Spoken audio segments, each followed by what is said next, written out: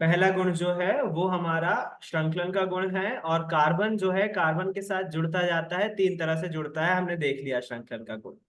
अब बात आती है दूसरे गुण की। कार्बन कार्बन से श्रृंखला बना कैसे लेता है, उसका आंसर मिलता है हमको दूसरे गुण में। तो दूसरे गुण का नाम है चतुसंयोजकता। कौन सी संयोजकता? चतु मतलब चार, है ना। अभी संयोजकता क्या भला होती है, हालांकि 9th क्लास में पढ़ चुके हैं हम, लेकिन एक बार फिर से देख लेते हैं संयोजकता क्या होती है, क्योंकि संयोजकता अगर हमें पता नहीं होगी तो फिर कार्बन का गुण समझने में थोड़ी सी परेशानी जाएगी। तो चतुसंयोजकता होती है कार्बन की एक ऐसी क्षमता जिससे वो अंतिम कोश में 8 इलेक्ट्रॉन पूरे पूरे कर ले। उसको हम अष्टक बोलते हैं। क्या बोलते हैं? अष्टक। ठीक है। जैसे हो गई क्लोरीन। क्लोरीन का परमाणु क्रमांक है 17। मतलब इसके पहले कोश में होंगे 2 इलेक्ट्रॉन, दूसरे कोश में होंगे 8 इलेक्ट्रॉन, नील्स बोर के परमाणु मॉडल के हिसाब से। दूसरे बोर में 8 इलेक्ट्रॉन, 4 5 6 7 और 8, और तीसरे कोश में होना चाहिए 18 इलेक्ट्रॉन, है ना। 18 इलेक्ट्रॉन में से 8 और 2 10 हो चुके हैं यहाँ पर, और इसमें हो गए 7 इलेक्ट्रॉन, है ना। 7 इलेक्ट्रॉन, 1 2 3 4 5 6 और ये 7। अष्टक यानी कि 8 इलेक्ट्रॉन। अष्टक मतलब 8 इलेक्ट्रॉन यूज करने के लिए, बनाने के लिए इसको 1 इलेक्ट्रॉन बाहर से चाहिए पड़ेगा। 1 इलेक्ट्रॉन बाहर से चाहिए पड़ेगा। तो अष्टक पूरा करने के लिए जितने इलेक्ट्रॉन लेने या देने की आवश्यकता होती है, अष्टक को पूरा करने के लिए जितने इलेक्ट्रॉन लेने की या देने की, परमाणु दोनों कर सकता है, इलेक्ट्रॉन ले भी सकता है और 1 इलेक्ट्रॉन दान दान भी कर सकता है। तो ये अष्टक पूरा करने के लिए जितने इलेक्ट्रॉन लेने या देने की आवश्यकता पड़ती है, उसे ही हम उस तत्व की संयोजकता बोलते हैं। ये हम 9th क्लास में ऑलरेडी देख चुके हैं, केवल रिपीट कर रहा हूं, है ना। जैसे क्लोरीन जो है 1 इलेक्ट्रॉन अगर बाहर से ले लेगा तो इसका अष्टक पूरा हो जाएगा, और अष्टक पूरा हो जाएगा तो इसकी संयोजकता क्या हो जाएगी? 1, क्योंकि इसको 1 इलेक्ट्रॉन लेने की आवश्यकता पड़ रही है अष्टक पूरा करने।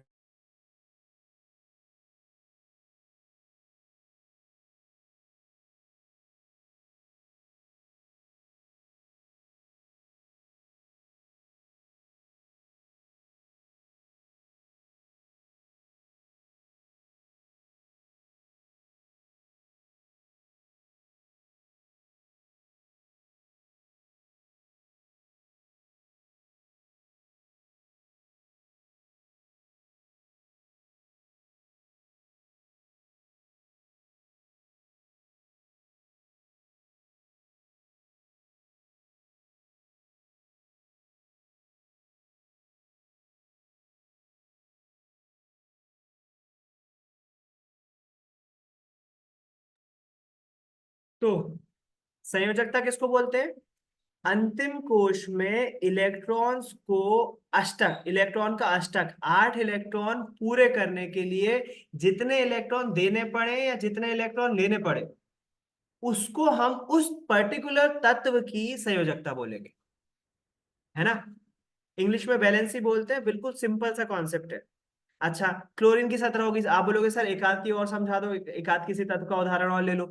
उदाहरण के लिए हम बात कर लेते हैं सोडियम की। तो सोडियम का परमाणु क्रमांक होता है 11, मतलब इसमें 11 ही प्रोटॉन है और 11 ही इलेक्ट्रॉन है। बीच में नाभिक बना दिया, न्यूक्लियस। न्यूक्लियस में धनावेश होता है। आजू बाजू पहला कोश, पहले कोश में 2 इलेक्ट्रॉन, दूसरे कोश में 8 इलेक्ट्रॉन, 3 4 5 6 7 8। तीसरे कोश में 1 इलेक्ट्रॉन आ पाएगा, क्योंकि 11 तो है ही बेचारे के पास। पहले में 2 आ गए, दूसरे में 8 आ गए, 8 और 2 10, और आखिरी कोश में 1 इलेक्ट्रॉन।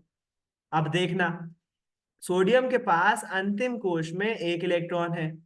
या तो ये 7 इलेक्ट्रॉन ले, किसी दूसरे परमाणु से 7 इलेक्ट्रॉन इसके इस कोश में आ जाए तो अष्टक पूरा हो जाएगा। या फिर ये एक इलेक्ट्रॉन जो बचा हुआ है इसको भी त्याग दे, किसी दूसरे परमाणु को दे दे। आपके हिसाब से क्या आसान है, 7 इलेक्ट्रॉन लेना आसान है या एक इलेक्ट्रॉन देना? कोई भी गणित का बेसिक स्टूडेंट बहुत आसानी से बता सकता है 7 बड़ा नंबर है ना।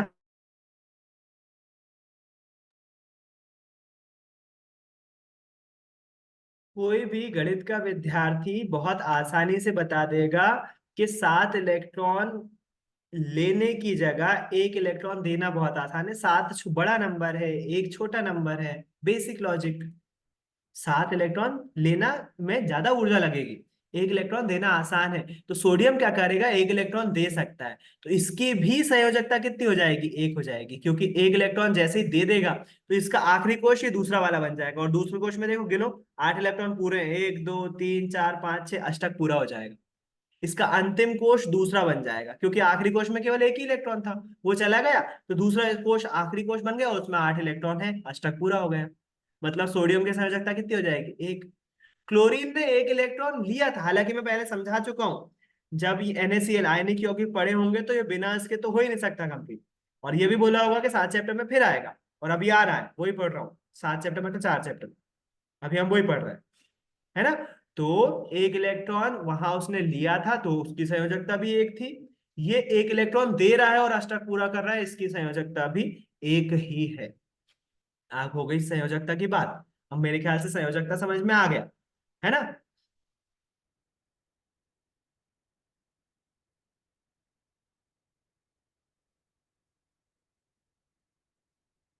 अब हम बात कर लेते हैं, जब संयोजकता समझ में आ गया है तो अब थोड़ी सी बात कर लेते हैं चतु संयोजकता की। कार्बन की चतु संयोजकता कैसी है उस पर बात कर लेते हैं थोड़ी सी, है ना। जैसा कि नाम से सिद्ध हो रहा है, चतु, चतु मतलब चार, है ना। तो कार्बन की संयोजकता 4 होती है, मतलब कार्बन का परमाणु क्रमांक होता है 6, याद रखना। कार्बन का परमाणु क्रमांक कितना होता है, 6।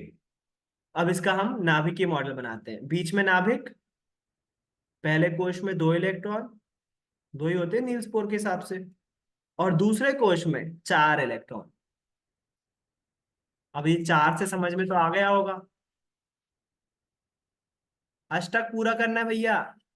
4 इलेक्ट्रॉन, या तो ये चारों इलेक्ट्रॉन भी दे दे तो इसका दूसरा इलेक्ट्रॉन, दूसरा एक कोश बचेगा उसमें पूरा होगा, उसको भी हम अष्टक बोल सकते हैं, वो भी संयोजकता हो सकती है पूरी। तो या तो ये 4 इलेक्ट्रॉन दे दे या 4 इलेक्ट्रॉन ले ले।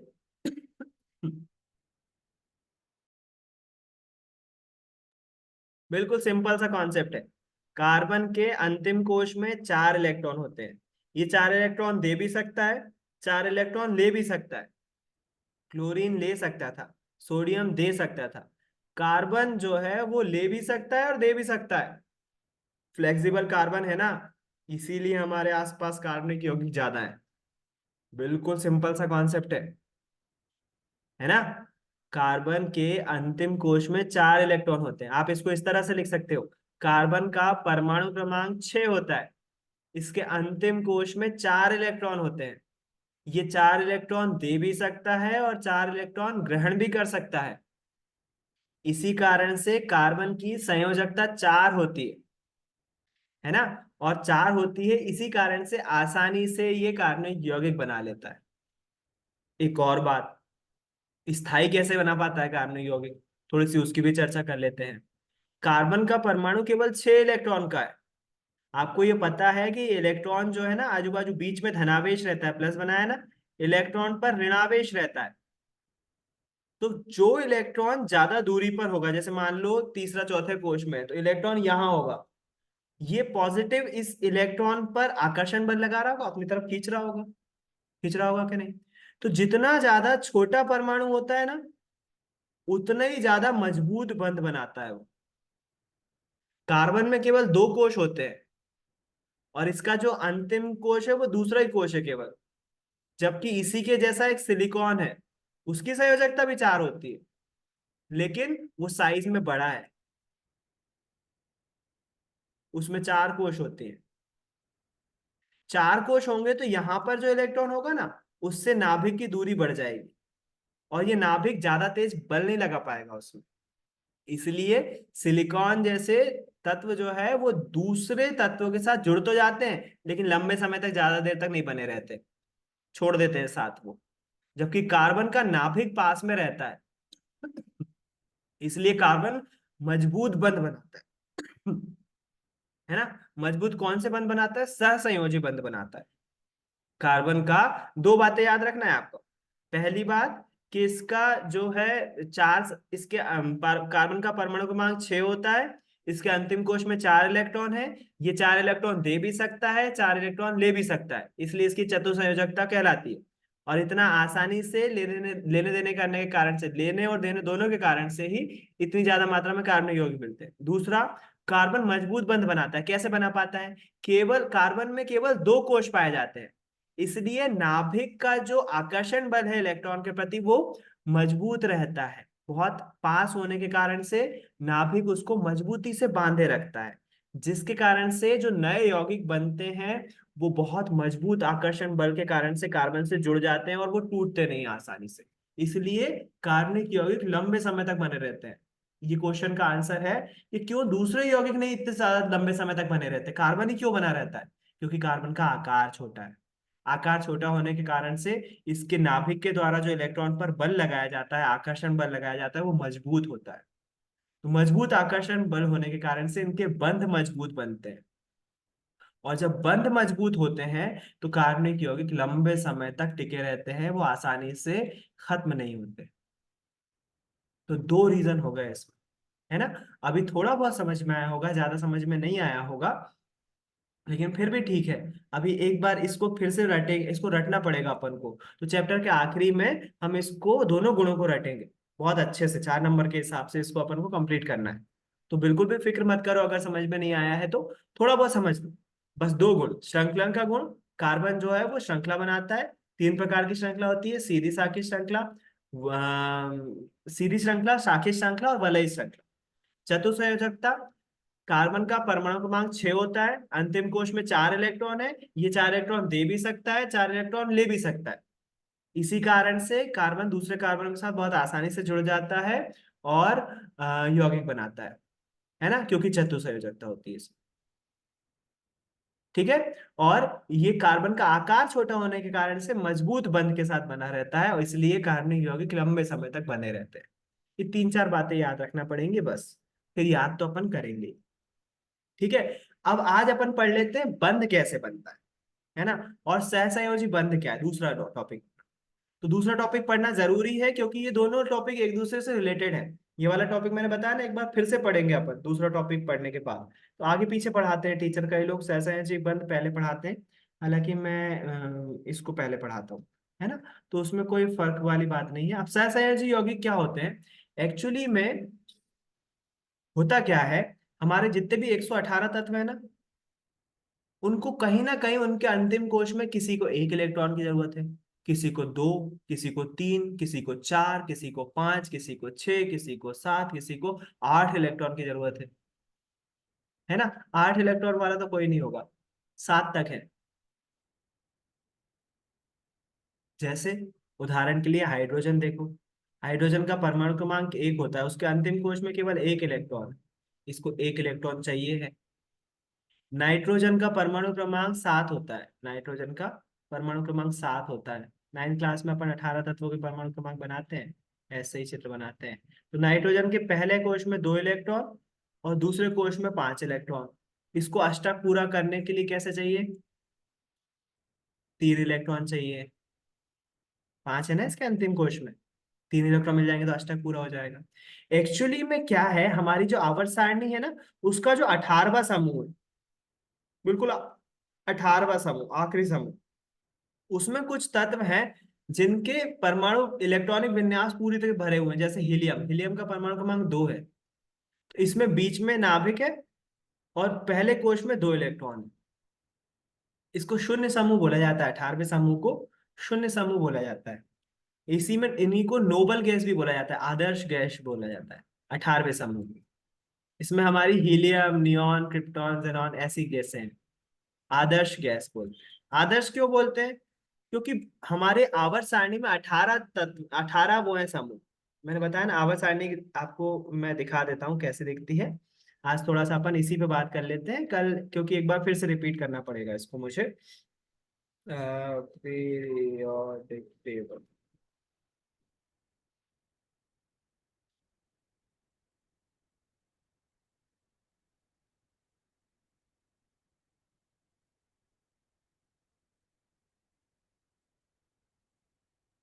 ये हमारे सामने आवर्त सारणी है।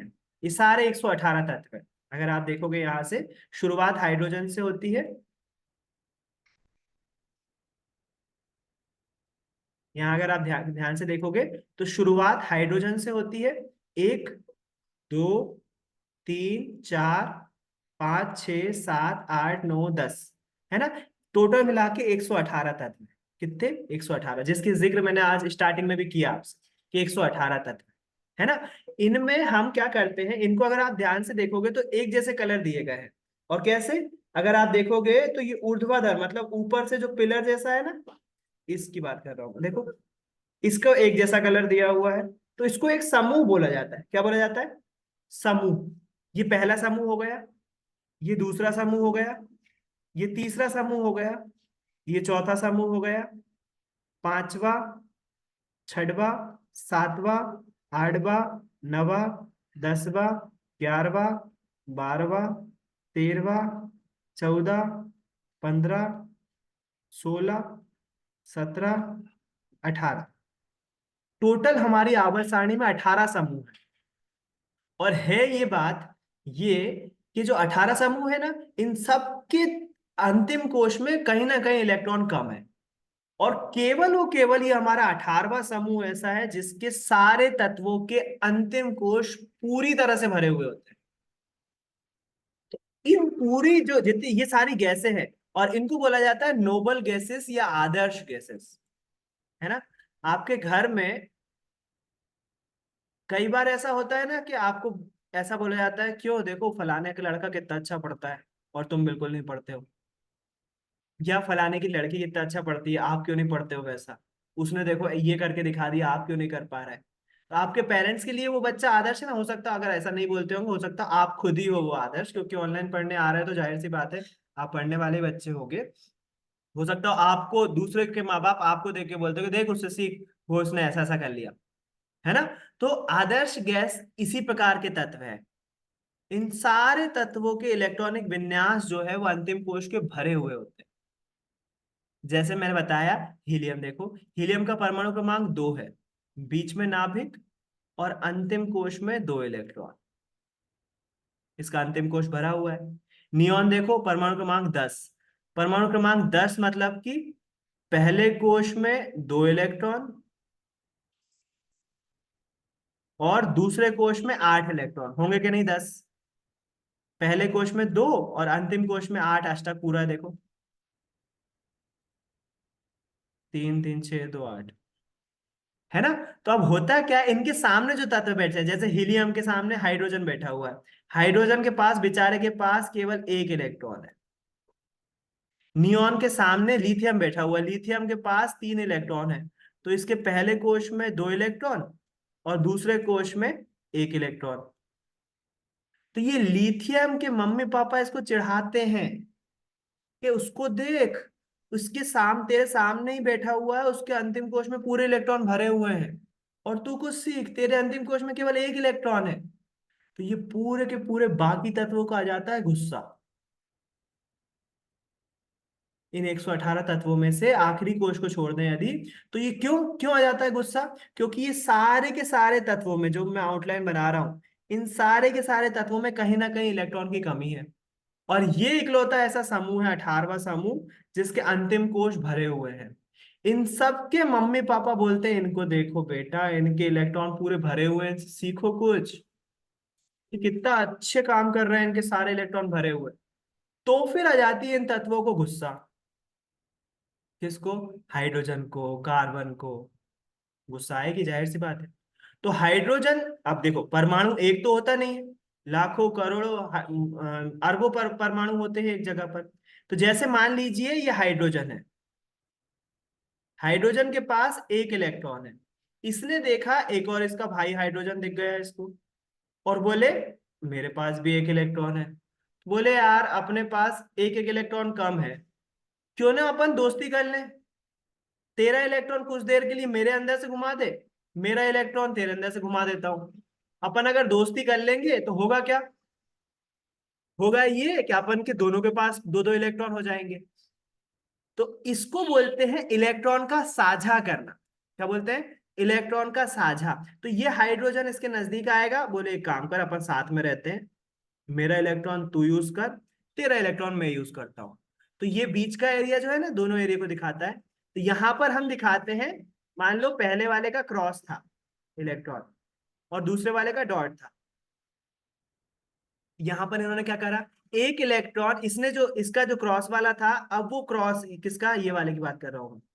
ये जो क्रॉस वाला था, अब ध्यान से देखोगे यदि, तो वो क्रॉस इसमें भी आ गया है और इसमें भी आ गया है।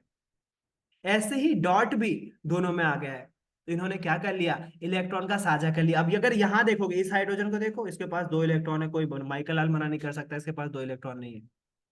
अगर आप इस हाइड्रोजन को देखोगे तो इसको भी कोई माइकल आल मना नहीं कर सकता, इसके पास भी दो इलेक्ट्रॉन है, दिख रहे हैं यहाँ पर।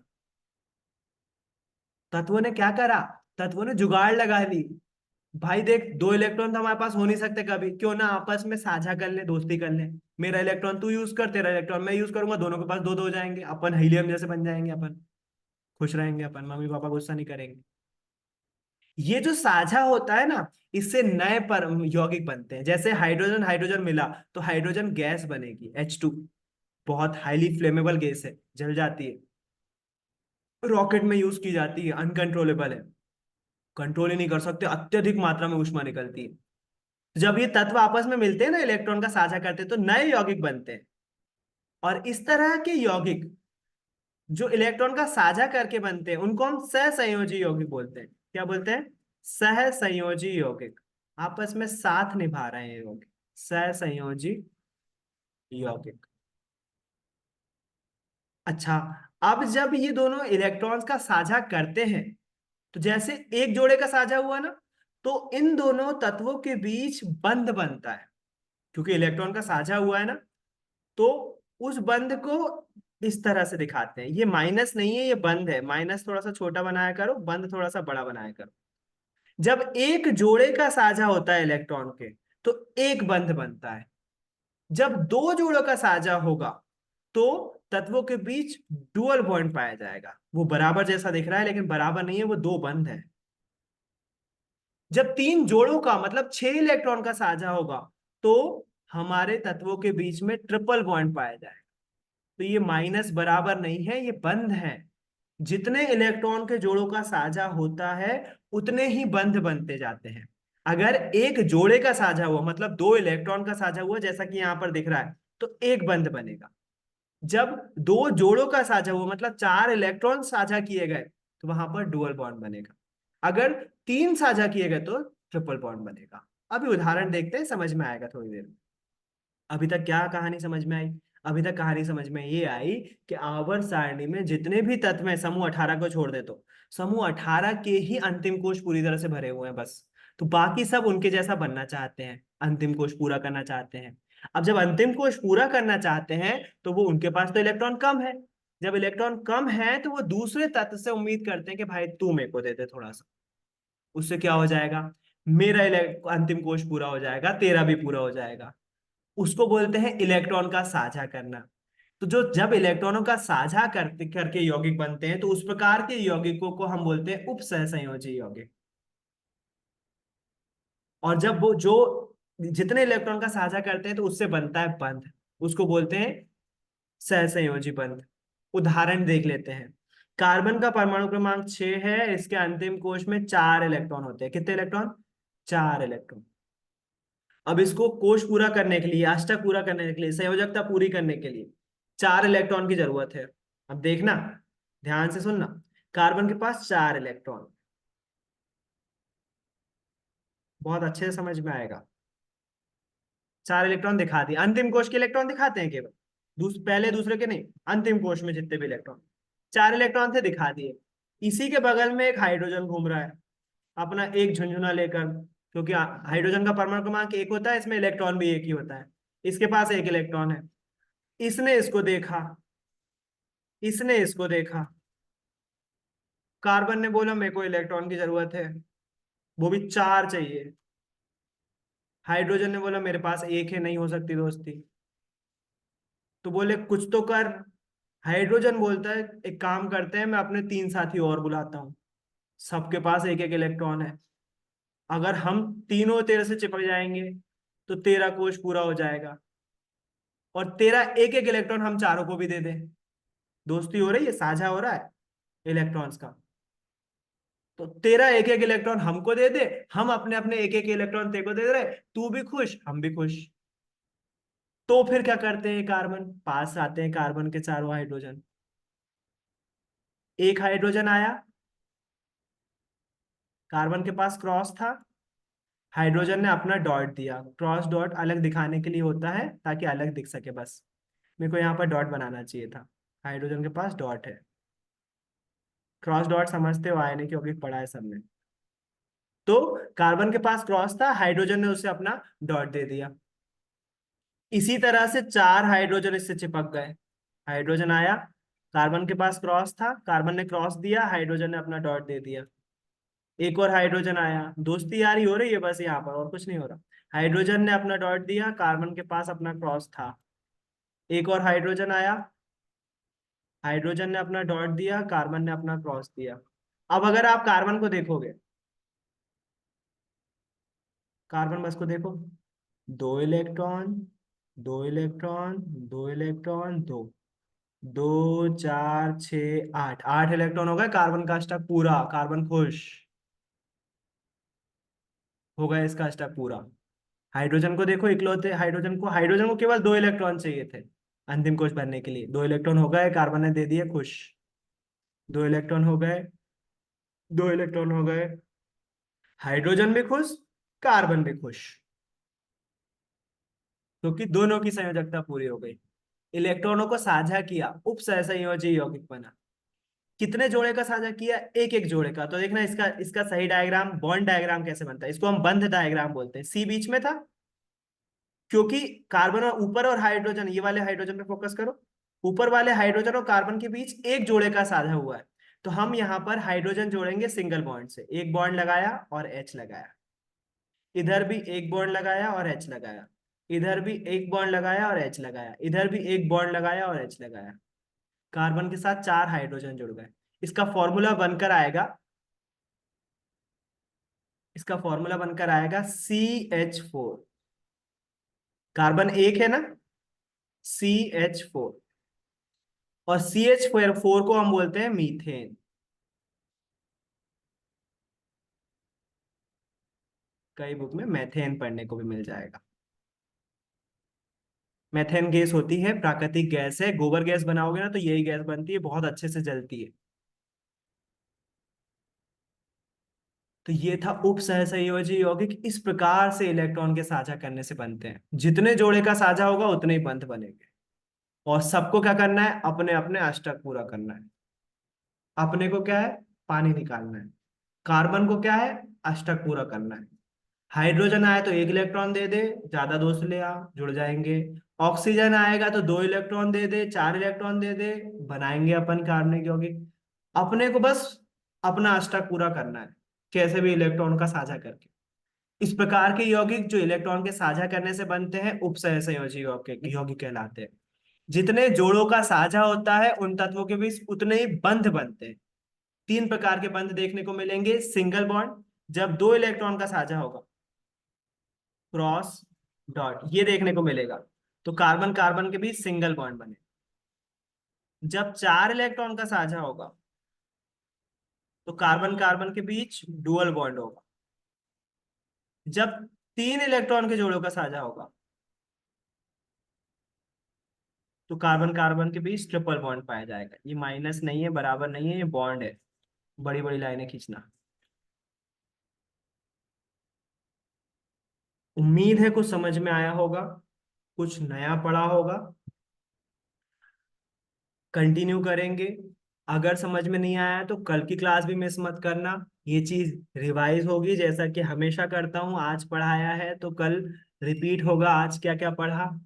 तो जो बच्चों का छूट गया है, समझ में नहीं आया है, कल की स्टार्टिंग की क्लास मिस मत करना, समझ में आ जाएगा। आज के लिए इतना ही रख रहे हैं। उम्मीद है कुछ नया सीखा होगा। कल फिर मिलेंगे इसी जगह इसी वक्त। बाय, गुड नाइट, जय गुरु सभी को।